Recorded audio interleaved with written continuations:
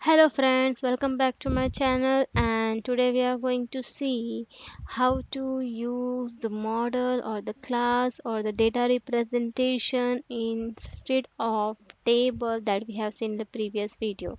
If you haven't seen my previous video, then please go back and first of all see tables, how to use them for a better understanding, and then we will move to scenario outline.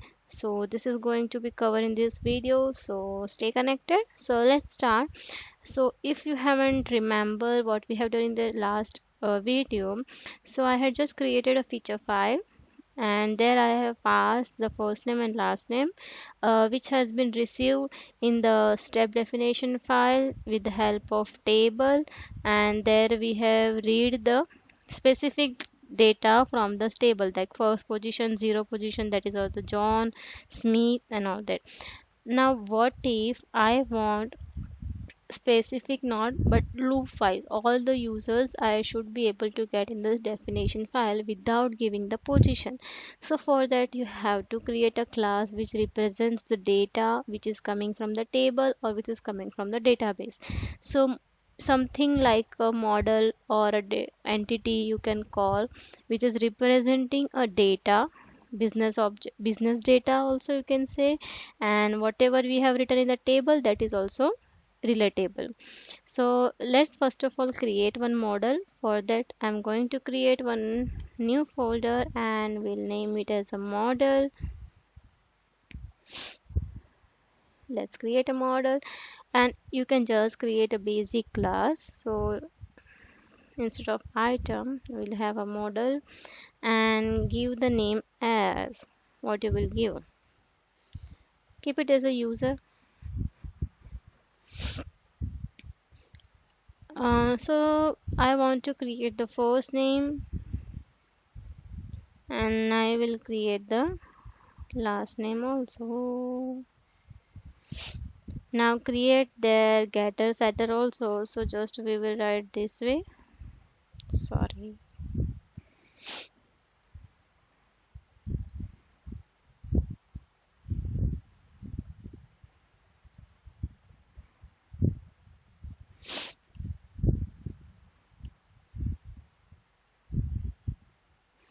Get set we have created.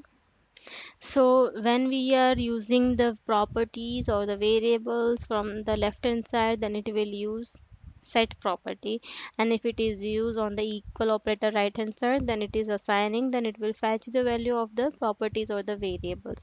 So in this way the getter and setter works. You can use any of these things. So let's come back to the definition file. So what we need to change now, first of all I will be changing INumerable, which is a collection enumerable type, and you will convert your user class into this. So the table has been created, but it will throw you the error that you have not included the namespace. So please include your namespace. Okay, we have included, so no need to worry. Now we will remove this and we'll check what it is telling.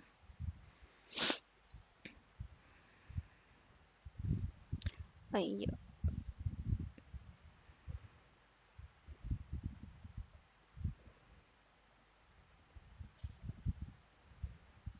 Why it is less accessible? Go to that class,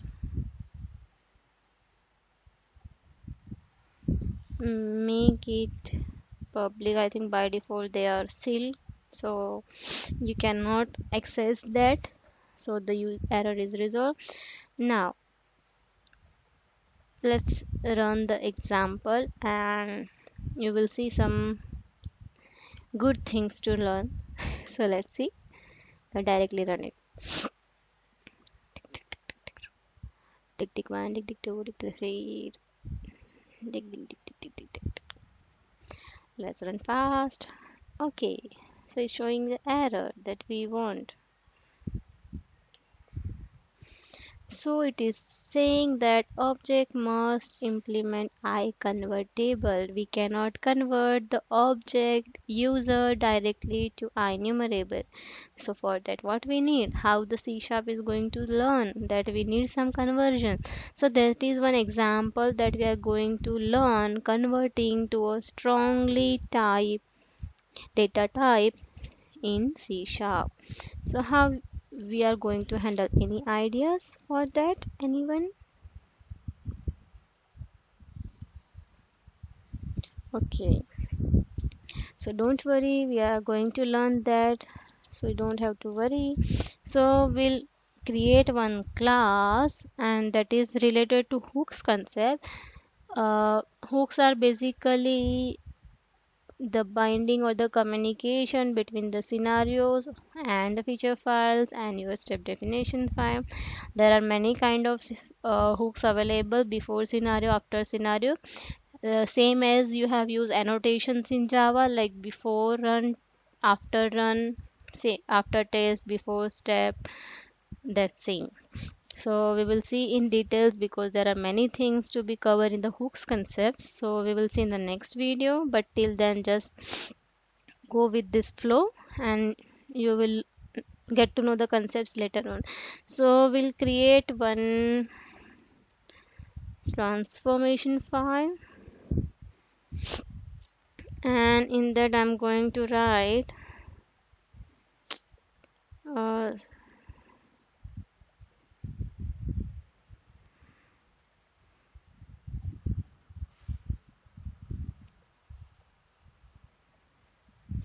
and first of all make it as a binding because it will be one kind of step definition file.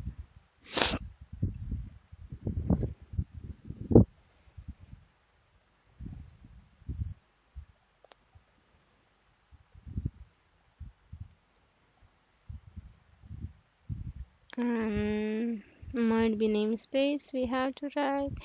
Then we'll use step augmented transformation.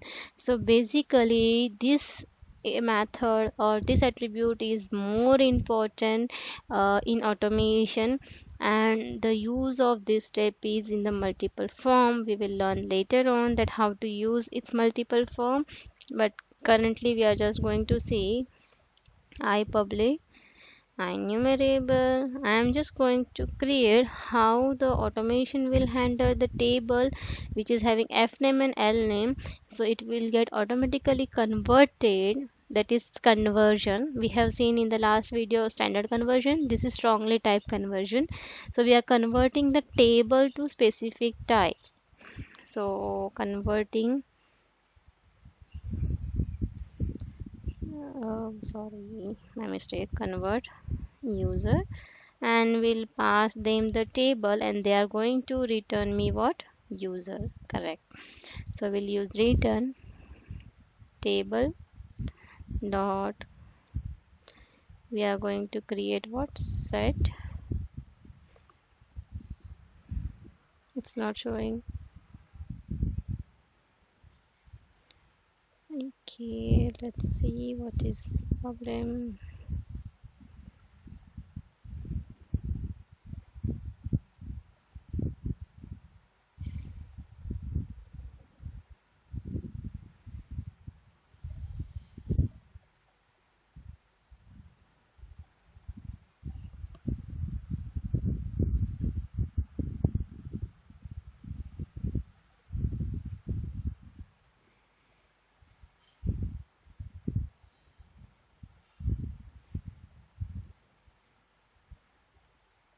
hmm So we are missing the definition for that. So we will add this. So now what it is having? Cannot convert method group.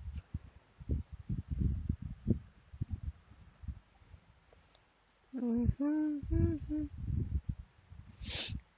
So it has been done. So this is how we have to learn how to resolve the errors also.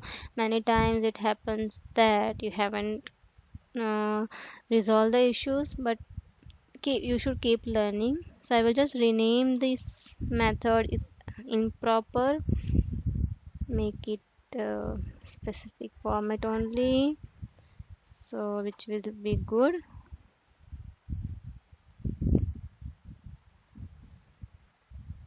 So this is done. And now let's run it and hope it shouldn't give us a bad result, hopefully. So now we are going to see how these methods receive the value. So just debug this code. So the step argument transformation is an important attribute very much. So we have learned the same thing in our today's series also. So let's see, go to table. We have three kinds of user: zero, fname, we don't have any value. Here also we don't have any value, and here also. So isn't it very much difficult? Why the value we didn't get? Yes.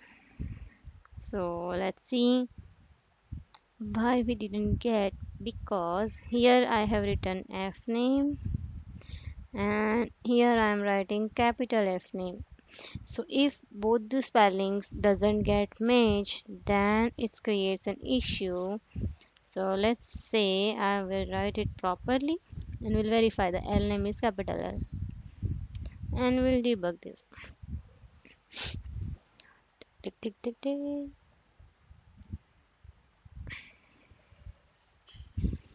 So now you can see, hopefully the value should be there. Again null, again.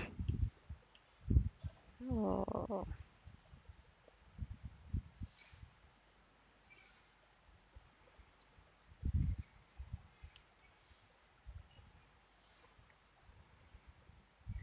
So did we miss anything?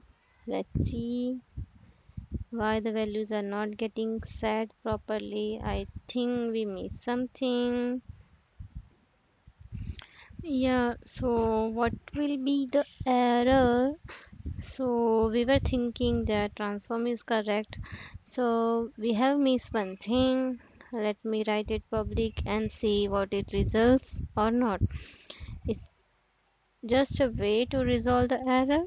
And we were getting the count 3, that was proper, but we were not getting the value. So something is missing with the model or the in between step where all the get and sets are working. So let's run it again and hopefully we should get all the values with the count. Let's see.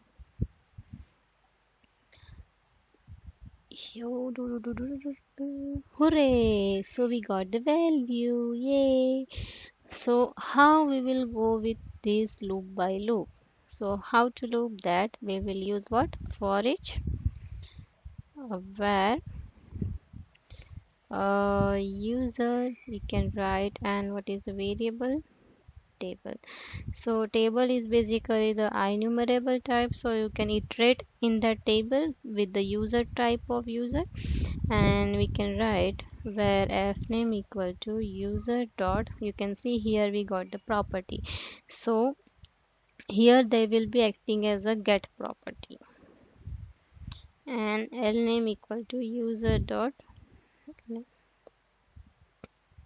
So now we will loop and we will get all the three values one by one. So this was an easy example that we have created a table, then we converted it with the model, and then we have used the hook, that is a step argument transformation attribute, so that whenever the every step is executed and if someone finds the table which is of the user type or the user model class data, then it can easily convert the table into the enumerable user. So it's just creating a blank set and the values are stored in that. Correct? Okay, so we'll continue. Oops, we didn't kept and it directly jumped there, but let's travel back.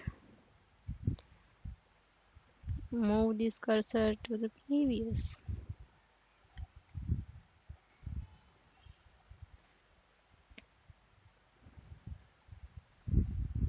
Mhm. Let me stop, and that will be the easier option.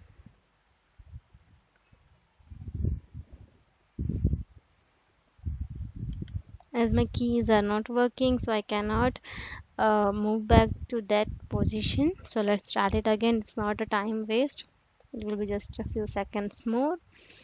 Okay, so we'll continue.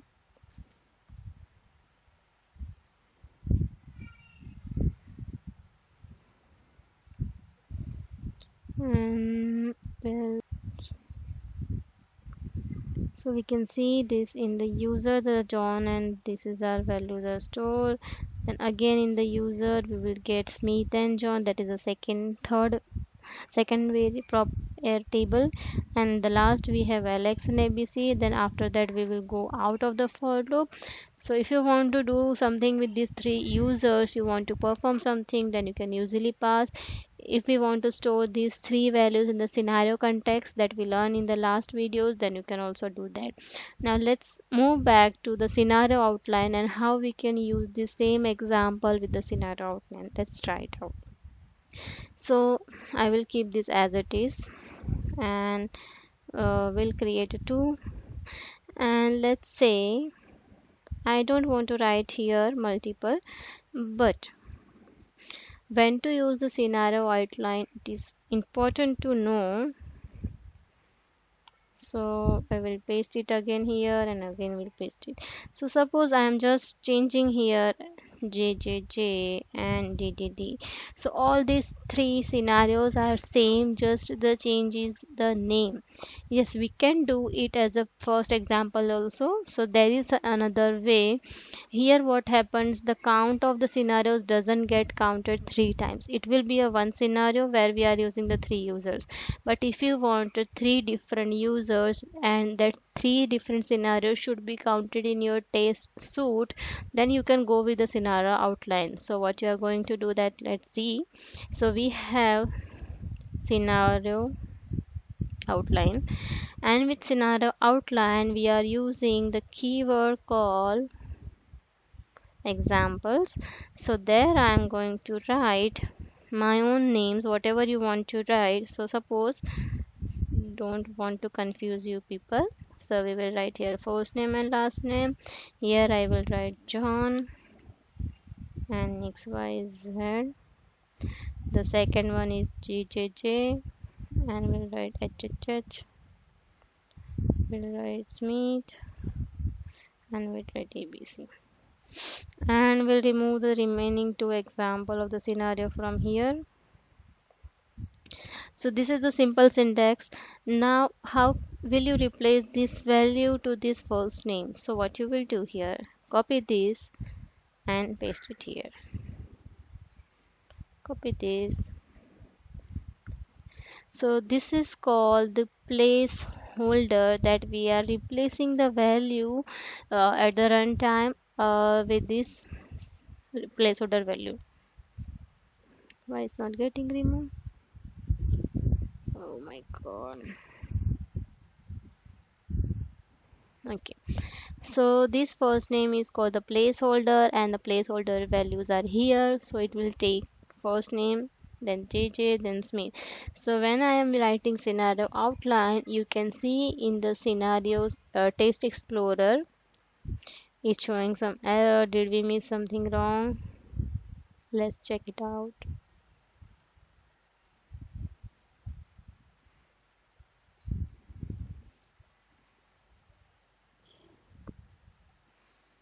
Something is messy with our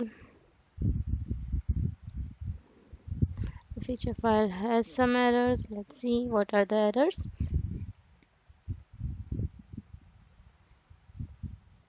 Okay, so it's there here. So whenever you come with the scenario outline, you will see here all your test cases, John, JJ, Smith. And if you make it proper readable, then we can write it here test ID, like test 1, whatever your scenario ID is, test 2, sorry, and then we are going to write here test 3. Okay, and make it proper alignment. Did we miss something? Yes.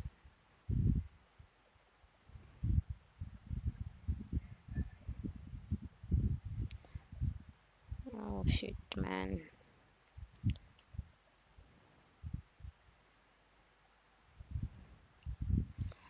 Okay, let's see, check it out. Alignment is proper.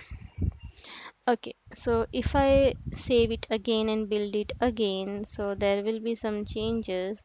So you can see here test 1, test 2, and test 3. Now, if I want to run only the specific scenario, let's say debug. So I have run the test 3, then I will get the value as meet A, B, C, not all the 3. So we will first see the size of table, it's 1, and you can see the user is meet A, B, C, correct? Okay, so we will run it successfully. Okay, no worries. If I run the test one, then test one, the values are going to be as John, I think, if I'm not wrong. Let's see. John, John XYZ, yes, correct. And then two will be showing the names of, what were the names? JJ. So we'll see what is the value. So it's JJ. So the simple example, but there are multiple ways to do that. So we have seen how to pass the multiple parameters with the model way and multiple values for the models also while using the for each loop. Then we converted the table into the specific type that we have seen the strongly type conversion, which is tying up the data, and that we have done in the transformation class, and there we are converting the user to specific create user. So we are converting this table and we are creating a set with the user type, so you can have your own. And we have used this step argument transformation, which is basically used for each and every step. So whenever in the table scenario, with every step, if we find any table which is associated with the user model, then it will create automatically the enumerable user set. Okay, then we have seen how to convert the same example with the scenario outline. So it makes the test case more readable also and maintainable also. Here, if some of the scenarios get failed, then it's very difficult to run all the remaining two scenarios, where here it's very easy to maintain also and readable also. So hope you like my video today regarding the tables, step argument transformation. We have seen the conversion, strongly type conversions also we have covered today, and at last we have seen the scenario outline. So if you like the video, like it. If you have some comments, then put it out in the below sections. And if you haven't hit the bell icon or the subscribe, then please do it, as you are going to learn more and more about the Specflow, which will be very useful in your careers, as it is the market now in the C sharp. So keep tuning, keep subscribing. Till then, bye.